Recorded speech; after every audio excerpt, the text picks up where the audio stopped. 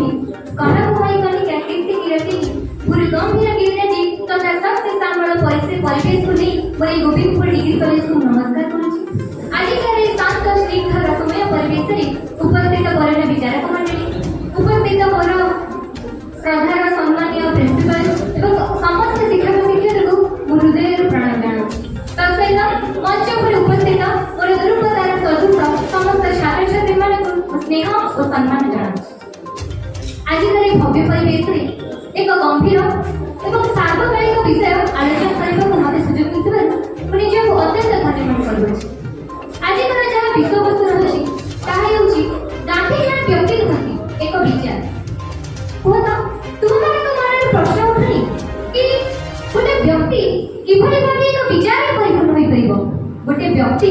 किभली भावे निज जीवन काल देश रे काम करी करी निज जीवन को उत्सर्गी देला परे से गोटे विचार नारे परिणत करिबो। ए प्रश्न उत्तर केवल सेही माने बुझी परिबे जे माने गांधी जी आदर्श आचरण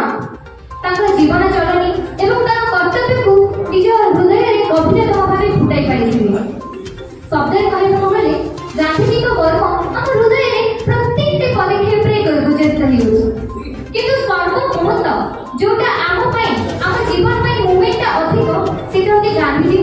सत्य अहिंसा एवं स्वावलंबन जहाँ कभी वो trust self reliance and not violence ए तीनटा द्वारा ही कहथिले कि तुमे माने समस्ते आधार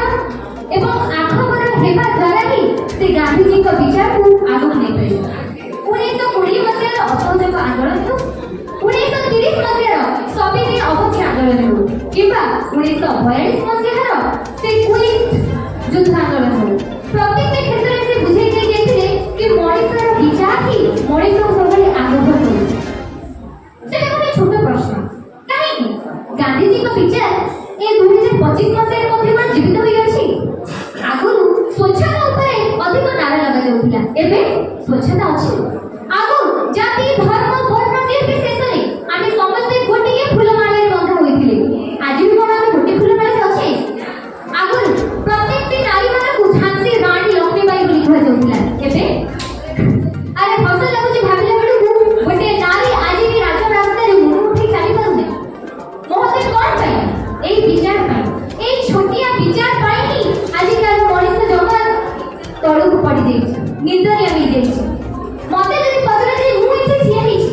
मु एटा कहबी कि मोहते झियो नै कि भाषा तो जे सेटा मो पाई गोटे बहुत बड़ कथा being a woman being a girl I am proud of this and मु एते पाई गर्व सह कहबी कि मो गोटे नारी भी जन्म लाभ करिछि केवल और केवल निजर रेपुटेशन रखि पाइनो निज गोडरे निजे ठिया ही निज गर्व करि पाबो। ए विचार को कोन पाइबो से गांधी जी को पाखरी पाइ जेउठी मनुष्य मानकर मनुष्यता तळु को जाय सेठी गांधी जी का विचार देखाई जेउठी प्रत्येक मानवता कर्म ह्रास पाए सेठी गांधी जी का भावना आलोक होई उठी जाय। तेरे पास एते अनुरोध प्रत्येक जन मनुष्य जदि से गांधी जी को विचार को नहीं जेबे ना गांधी जी केबे भी जन व्यक्ति नथिले से अमर थे प्रत्येक के जीवन रे गोटे अजर अमर विश्वासी लोक थिले जे प्रत्येक पदक्षेप रे चाहथिले कि मु ताको भितरे अहम भाव नथिला से कहथिले मु बचेबी तो मो देशर प्रत्येक लोक जीवित थिबा दरकार तो से भावना केवल मोहनदास करमचंद गांधी कहिथिला जे कि 1869 मसीह जन्म ग्रहण करथिले एवं आज जाय मध्य ताकर प्रस्ताव को एही मध्य आलोचना होछि कोन पे काहे कि सेही जने विचार आपण मानको मने कोन भाबिबा किछि नया करिबा बा मनरे चिंता करिबा ना विचार माने होछि जने मनुष्य को ठारू अन्य परिवेश एवं परिवार से नहीं विचार को चेंज कर परिस्थिति रे वेती कहबी कि तुमे जहाँ भाबु जहाँ करूच कर निज विचार को सत्य अहिंसा धर्म द्वारा जब बांधि रखिबो देखिबो निज जीवन एवं